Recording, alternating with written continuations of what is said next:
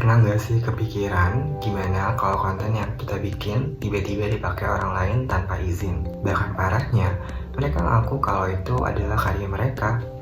Hai, aku Lutfi, dan hari ini kita bakal bahas topik yang super penting buat semua kreator, yaitu tentang legalitas karya audiovisual.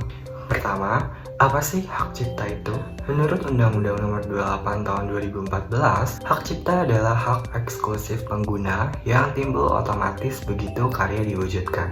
Kata kuncinya adalah otomatis. Jadi, berbeda dengan hak merek atau hak paten yang harus daftar dulu, hak cipta sudah otomatis dilindungi meskipun kontennya itu baru banget selesai direkam.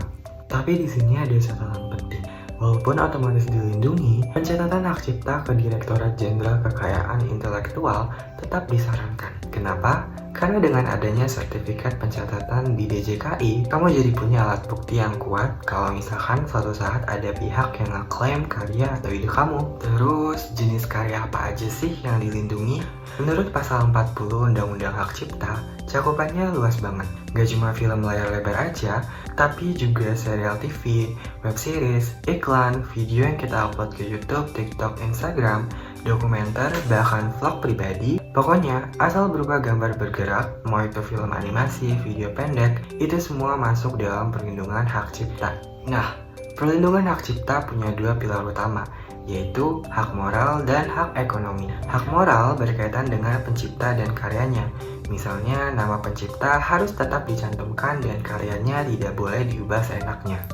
Sementara itu, hak ekonomi menyangkut manfaat finansial dari suatu karya, seperti hak untuk menerbitkan, memperbanyak, menyebarkan, atau menayangkannya. Jadi, kalau kamu mau melakukan hal itu semua, kita wajib untuk minta izin atau memberikan kompensasi ke si pemilik karya.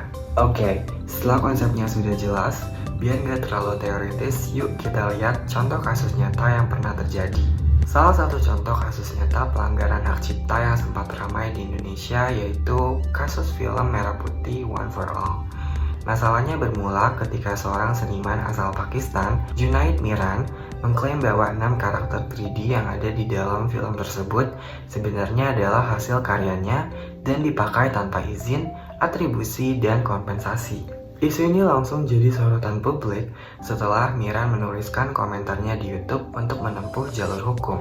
Namun, pada akhirnya, setelah berdialog dengan salah satu produser film Merah Putih One for All, keduanya sepakat untuk menyelesaikan masalah ini secara damai. Kesimpulannya, legalitas karya audiovisual itu penting banget dipahami oleh semua kreator. Dengan memahami hak cipta, kita bisa melindungi karya kita dari pembajakan dan jadi lebih berhati-hati dalam membuat konten demi mencegah kasus pelanggaran terjadi.